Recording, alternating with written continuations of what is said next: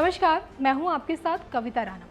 इतिहासकार रामचंद्र गुहा और मोदी सरकार के बीच 36 का आंकड़ा रहता है, क्योंकि वो अक्सर बीजेपी और मोदी सरकार के खिलाफ ऐसी बयानबाजी करते हैं जिससे बीजेपी नेता चिढ़ जाते हैं।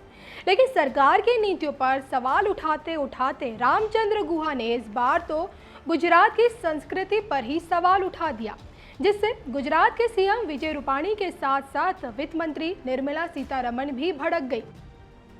दरअसल ब्रिटिश लेखक फिलिप स्प्रैट के 1930 में दिए एक कथन का जिक्र करते हुए इतिहासकार रामचंद्र गुहा ने संस्कृति और आर्थिक तौर पर गुजरात और बंगाल की तुलना करने की कोशिश की और ट्वीट कर कहा, फिलिप स्प्रैट ने 1939 में लिखा था, गुजरात भले ही आर्थिक रूप से समृद्ध राज्य हो, लेकिन सांस्कृतिक तौर पर पिछड़ा हुआ है, जबकि बंगाल आर्थिक रूप से पिछड़ा है लेकिन सांस्कृतिक रूप से काफी आगे है।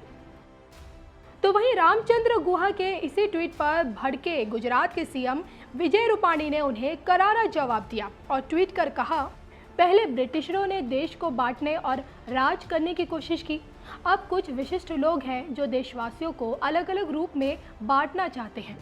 भारत के लोग ऐसी चाल में नहीं फंसेंगे। गुजरात भी महान है, बंगाल भी महान है, भारत एकजुट है, हमारी सांस्कृतिक बुनियाद मजबूत है और आर्थिक आकांक्षाएं ऊंची हैं।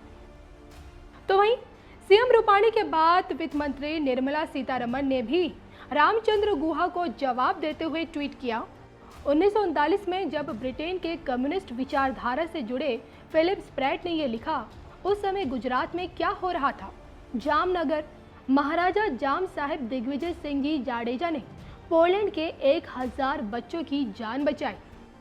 तो वहीं विवाद बढ़ने पर रामचंद्र गुहा ने एक और ट्वीट किया और लिखा, मुझे लगता है कि केवल गुजरात के मुख्यमंत्री ने टिप्पणी की, लेकिन अब ऐसा लगता है कि वित्त मंत्री को भी एक साधारण इतिहासकार का ट्वीट सता रहा है। अर्थव्यवस्था निश्चित रूप से सुरक्षित हाथों में है।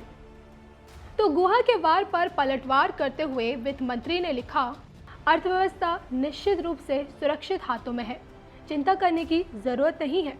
श्रीमान गुहा, मौजूदा राष्ट्रीय चर्चा पर विचारों का संज्ञान लेना, जिम्मेदारी से अपना काम करना कोई विशेष बात नहीं है। किसी भी रूप से इतिहास में रुचि एक बढ़त है, लेकिन निश्चित रूप से आपके जैसे बुद्धिजीवी व्यक्ति को ये समझ में आना चाहिए। तो आपको बता दें कि इतिहासकार रामचंद्र गुहा ने ब्रिटिश लेखक फिलिप स्प्रैट के कथन का जिक्र किया है। वो उन्होंने 1930 के दशक में दिया था और जिसमें उन्होंने गुजरात को आर्थिक रूप से मजबूत और बंगाल को सांस्कृतिक रूप से मजबूत बताया था। एक कथन का जिक्र किया जिसमें उन्होंने कहा था कि गुजरात आर्थिक रूप से मजबूत है। तो ब्रिटेन के बुद्धिजीवी Sprat communist party of India के संस्थापकों में भी शामिल थे। तो वहीं मेरठ साजिश मामले में भारत के कई वामपंथी नेताओं के साथ स्प्रैट को भी 1929 में जेल में डाल दिया गया था।